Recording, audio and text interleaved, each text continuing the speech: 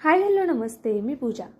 मी आणि बरंच काही या यूट्यूब चॅनलवर तुम्हा सगळ्यांचंच अगदी मनापासून स्वागत करते. आज मी तुम्हाला काहीतरी वेगळं आणि खूप छान, अगदी तोंडाला चव येणारं असं काहीतरी दाखवणार आहे. त्याचबरोबर ही रेसिपी खूप पौष्टिकसुद्धा आहे. त्यामुळे व्हिडिओ शेवटपर्यंत पहा. नवीन असाल तर सबस्क्राईब करून घ्या. त्याचबरोबर व्हिडिओला लाईक केलं नसेल तर लाईकसुद्धा करून घ्या. आता इथे बघा 3 अंडी घेतलेली आहेत मी. ही आपल्याला फोडून घ्यायची आहेत.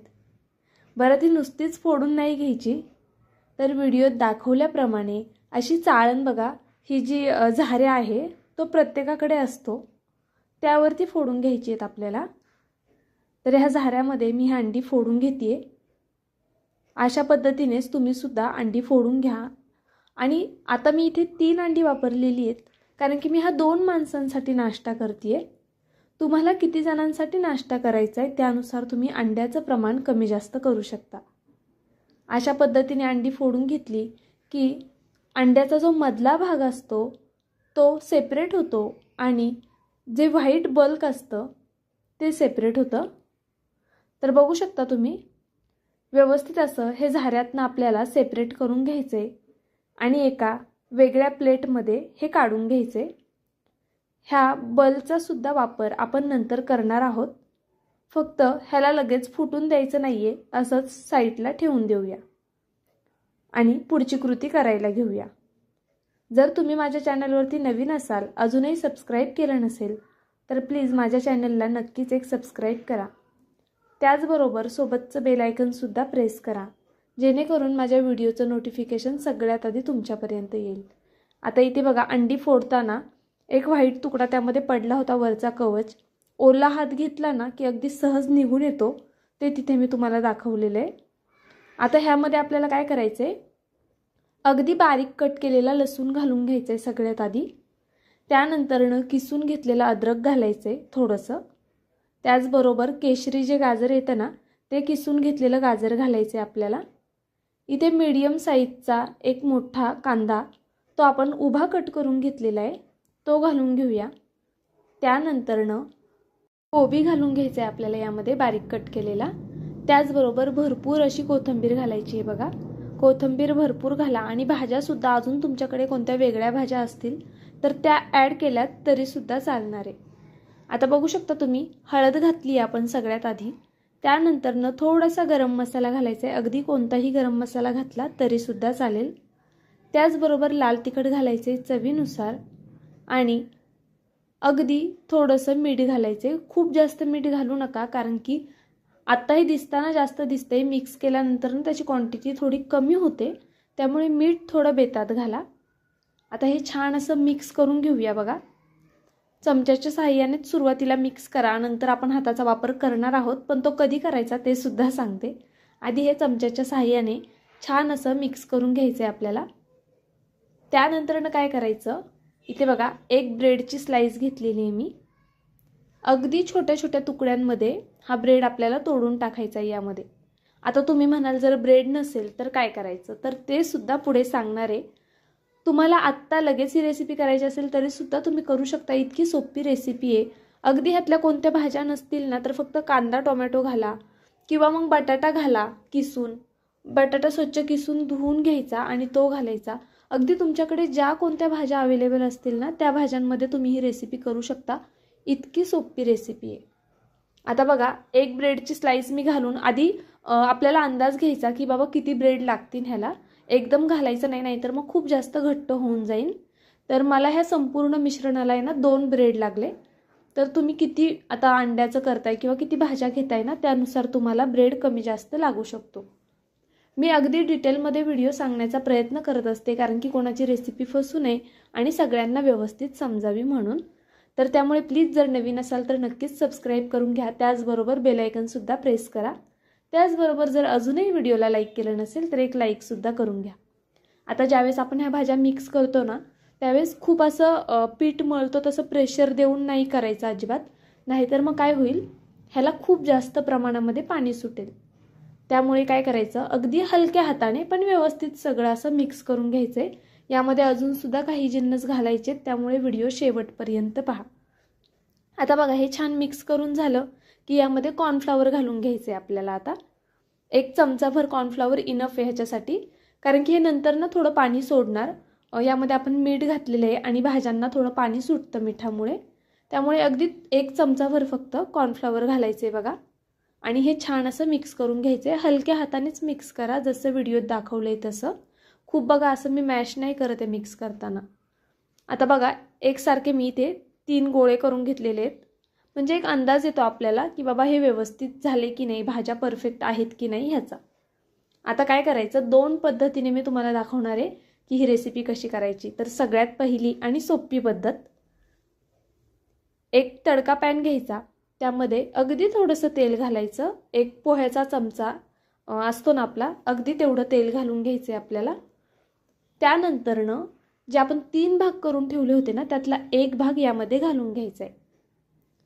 आणि गॅस एकदम बारीक ठेवायचा आहे बघा. तुम्ही बघू शकताय गॅस खूप बारीक आहे माझा. एकदम बारीक गॅसवरच आपल्याला ही रेसिपी करायची आहे. आता हे छान असं पसरवून घेऊया सगळीकडनं. चमच्याच्या सहाय्यानेच पसरवा, नाहीतर मग तुम्हाला भाजू वगैरे शकतं. आणि मध्ये बघा अगदी हलकासा असा खड्डा करून घेतला मी चमच्याने थोडासा दाबून, म्हणजे जे अंड्याचं बल्क आहे ते अगदी व्यवस्थित यामध्ये राहील. आता एकच बल्क यामध्ये आपल्याला घालून घ्यायचं आहे. पाहू शकता तुम्ही अगदी या पद्धतीने. खूप छान होती ही रेसिपी. दुसरी पद्धतसुद्धा तुम्हाला दाखवणार आहे, यापेक्षा जास्त सोपी पद्धत आहे ती, जी मी नंतर दाखवणार आहे. आता यावरती बघा चिमूटभर लाल तिखट घातलेलं आहे आणि अगदी चिमूटभरच मीठ घातलेलं आहे. म्हणजे जे अंड्याचा मधला भाग आहे, जो बल्ब आहे किंवा दिल काहीही म्हणतात त्याला, तर ते आळणी लागू नये त्यासाठी थोडंसं मीठ आणि मसाला घातला आहे. झाकून ठेवायचं आहे कमीत कमी 1.5 ते 2 मिनटं तरी. गॅस बघू शकता तुम्ही एकदम बारीक आहे, म्हणजे मग साईडनी करपणार वगैरे नाही. अगदी खरपूस होईपर्यंत हे होऊन द्यायचं. छान असं बघा खरपूस झालेलं आहे हे. चमच्याच्या साहाय्याने अगदी सहज निघतं, मी तुम्हाला दाखवते बघा. अजिबात चिटकणार नाही, त्यामुळे तुमची रेसिपी फसणार सुद्धा नाही आहे. जो आपला वरचा दिल आहे किंवा अंड्याच्या मधला जो भाग आहे ना, तो बऱ्यापैकी असा घट्ट झाला ना, थोडा शिजला गेला ना व्यवस्थित, की मगच हे पलटायचं, नाहीतर मग ते लगेचच पसरू शकतं किंवा मग बाहेर वगैरे सुद्धा पडू शकतं. त्यामुळे आता दुसऱ्या साईडनी फक्त अर्धा मिनटं भाजून घ्या, कारण की आतपर्यंत भाज्यासुद्धा छान शिजल्या गेल्या पाहिजे ना. बघू शकता तुम्ही दुसरी साईडसुद्धा अजिबात चिटकलेली नाही आहे. आणि आपण जे चमचाभर तेल घातलं होतं ना, अगदी फक्त त्या चमचाभर तेलामध्ये हे छान असं भाजून झालेलं आहे आपलं. खूप मस्त होतो हा नाश्ता. एकदा जर तुम्ही कराल ना, मुलं खरंच खूप आवडीने खातील आणि नेहमी मागतील. जर तुमच्याकडे चीज असेल ना, तर आता हे काढून घेतलं ना, लगेचच चीज किस्सा त्यावरती खूप छान लागेल अजूनच. कारण की माझी मुलं केल्यानंतर ना म्हणतो ते मम्मा पिझ्झा आहे म्हणून. तर मग तेव्हा तुम्हाला सांगते मी की चीज घातलं तरीसुद्धा चालणार आहे गरम गरम ह्याच्यात. आता काय करायचं, एक पॅन ठेवला आहे मी, त्यामध्ये थोडंसं तेल घालून घेतलं आहे पुन्हा. आणि हे जे बॅटर आहे ना, तर हे असं पसरवून घ्यायचं आहे बघा आपल्याला. जसं व्हिडिओत दाखवते अगदी त्या पद्धतीने हे बॅटर आपल्याला पसरवून घ्यायचं आहे. आता पॅनमध्ये जर केलं ना, तर एका वेळी 3-4 सुद्धा होऊ शकतात. मग हे कसं सोयीस्कर होतं, जरा पटपट होतात, जास्त होतात एकदम. जर आपण तडका पॅनमध्ये करतोय तर एका वेळी एकच होऊ शकतं, पण यामध्ये थोडं जास्त प्रमाणामध्ये जास्त क्वांटिटीमध्ये तुम्ही करू शकता. आता बघा ह्यावरती पण आपल्याला असं हे दिल ठेवून घ्यायचे आणि ते थोडंसं घसरतं, कारण की ते किती गिळगिळीत असतं तुम्हाला सुद्धा माहिती आहे. तर ते थोडंसं असं घसरतं, म्हणून मग मी नंतर दुसऱ्या ह्याला काय केलं, असं चमच्याने थोडासा बघा लाईटली खड्डा करून घेतलाय. आता यामध्ये हे टाकून घेऊया आपण असं. तर बघा चमच्याने असं थोडासा लाईटली खड्डा केल्यामुळे ना ते अजिबातच सरकलं नाही इकडे इकडे. तर अशा पद्धतीने तुम्ही सुद्धा करू शकता. अगदी चिमूटभर पुन्हा वरतून मीठ घालायचं आणि थोडी थोडी लाल तिखट घालायचे आपल्याला, अगदीच थोडं.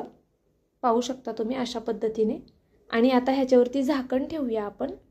1-2 ते 2.5 मिनिटासाठी तरी झाकण ठेवायचं, म्हणजे ते छान असं होईल. आता बघा मी झाकण ठेवलं आहे आणि 1-2 ते 2.5 मिनिटं झालेली आहेत. आता आपण झाकण काढून बघूया. बघू शकता तुम्ही छान असं हे झालेलं आहे. वरचा दिल थोडा बघा कच्चा आहे लाईटली, पण मी असंच पलटी करून घेणार आहे, कारण की मला हा दिल ना असा अख्खा नको आहे, म्हणजे तो फुटला गेला पाहिजे थोडक्यात, त्यामुळे. तर बघा अशा पद्धतीने मी हे पलटी करून घेतलेलं आहे. आणि सहज निघतं, अजिबात चिटकणार सुद्धा नाही. आता आधी हा दिल एका साईडला करून घेऊया आपण. आणि खूप छान लागतो खरंच हा पदार्थ. जर तुम्हाला हे वरचा जो बल्ब आहे अंड्याचा मधला भाग आहे तो जर फोडायचा नसेल ना, तर तो व्यवस्थित होऊन द्या आणि त्यानंतरनं पलटी करा, म्हणजे मग तो अजिबातच असा फुटणार वगैरे नाही. पण असं केलं ना मग तो बल्ब सगळीकडे लागला जातो आणि तो खाताना खूप जास्त छान लागतो. आता पलटी केल्यावर तुमच्या लक्षात येईल मला काय म्हणायचं ते. तर बघू शकता अशा पद्धतीने तो छान असा पसरला गेला ना, सगळीकडे लागला की हा पदार्थ खाताना अजून छान लागतो. तर आता दोन्ही साईडनी छान खरपूस असं मी बघा भाजून घेते. अगदी अशा पद्धतीने तुम्ही ही रेसिपी करून बघा. केल्यानंतरनं मला कमेंट करून सांगायला विसरू नका की तुम्हाला आणि मेन म्हणजे घरच्यांना ही रेसिपी आवडली की नाही. कारण की आपण कधीही काही छान केलं आणि ते घरच्यांनी त्याचं कौतुक केलं की मग जास्त आनंद होतो. भलेही आपल्याला ती रेसिपी आवडो ना आवडो, पण घरच्यांना आवडली की मग जरा बरं वाटतं. तर नक्कीच मला कळवत जा की तुम्हाला आणि घरच्यांना अशा रेसिपीज आवडतात का, माझ्या नवीन नवीन रेसिपीज तुम्हाला कशा वाटतात ते. आणि ही पौष्टिकसुद्धा आहे, यामध्ये भरपूर भाज्यासुद्धा आपण घातलेल्या आहेत. त्याचबरोबर अंड्याची आहे, त्यामुळे खरंच पौष्टिक आहे. थंडीच्या दिवसात उत्तम नाश्ता आहे, त्यामुळे नक्कीच ट्राय करू शकता. अर्थात टिफिनला नाही देऊ शकत मुलांच्या, कारण की बऱ्याचदा नॉनव्हेज चालत नाही, पण घरी मुलांना हा नाश्ता तुम्ही करून द्या, ते आवडीने खातील आणि कौतुकसुद्धा करतील. तर चला, माझा व्हिडिओ तुम्ही संपूर्ण पाहिलात त्याबद्दल खरंच खूप मनापासून धन्यवाद. आणि अजूनही जर तुम्ही व्हिडिओला माझ्या लाईक केलं नसेल तर प्लीज एक लाईक नक्कीच करून घ्या. त्याबरोबर सबस्क्राईबसुद्धा करा जर नवीन असाल तर. आणि माझा व्हिडिओ कुठून पाहताय ते नक्कीच मला कमेंट करून कळवा. उद्या असाच एक छानसा व्हिडिओ घेऊन मी पुन्हा हजर राहीन. तोपर्यंत bye. Thank you so much for watching.